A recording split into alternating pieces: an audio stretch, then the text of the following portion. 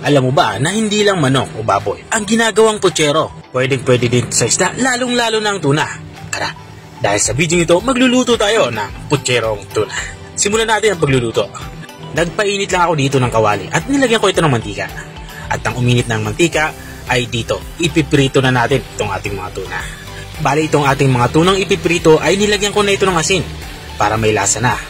Ipiprito lang natin ito hanggang sa mag-golden brown ang kulay niya, katulad na nakikita nyo. At pag na-achieve na natin ang ganitong kulay, ay itabi muna natin to. At kung hanggang dito ay nanonood ka pa rin ng aking ginagawang pagluluto, baka pwede mo naman i-comment kung taga saan ka, para alam ko kung hanggang saan nga umabot ang aking video.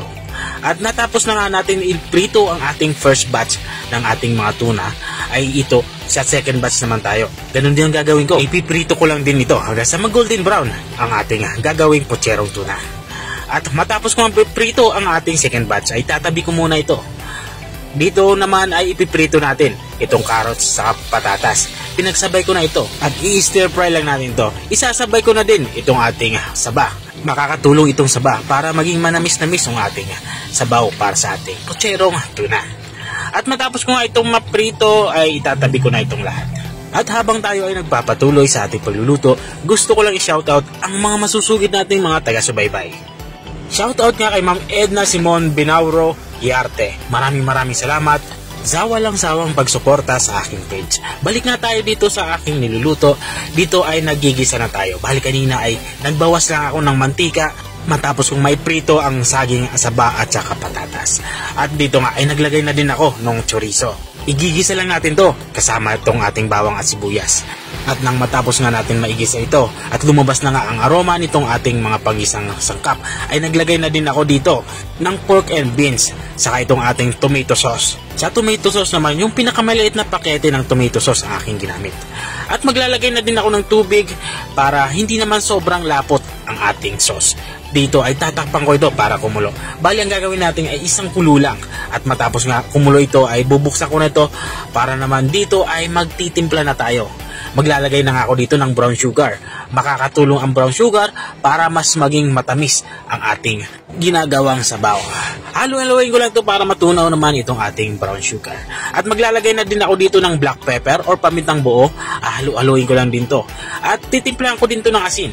Kaunting asin lang, magkaroon lang ng kaunting alat ang ating ginagawang sabaw. At matapos nga natin ito mahalo at sa tingin natin ay okay na ang ating sabaw, okay na sa ating panlasa, ay ilalagay na natin itong ating mga naipritong gulay. Isasama ko na din itong ating bell pepper. Hiniwa ko lang ito ng pahaba at maliliit. At matapos nga natin mailagay itong ating mga napritong gulay, ilalagay na din natin itong ating prinitong tuna. Hahaluin lang natin ito ng dahan-dahan para hindi madurog. Ipapailalim natin itong ating mga napritong tuna para kumapit sa tuna ang ating ginawang sauce. At matapos ko na itong mahalo, ay ilalagay na natin itong ating panghuling sangkap. Mayroon tayong ditong pechay, saka itong cabbage. At kung gusto nyo pa itong dagdagan ng iba pang gulay, pwede pa kayong magdagdag dito ng baggy beans. At matapos ko nga mailagay itong ating panghuling gulay, ay tatakpan ko to para maluto lang ang ating gulay. Kalahating minuto ko nga lang ito tinakpan. Dahil itong ating mga panghuling gulay na inilagay ay sobrang napakadali lang maluto. At dito nga sa parteng ito ay lutong-luto na itong ating ulam. At ito na nga, ready to serve na itong ating tuna putsero or putserong tuna.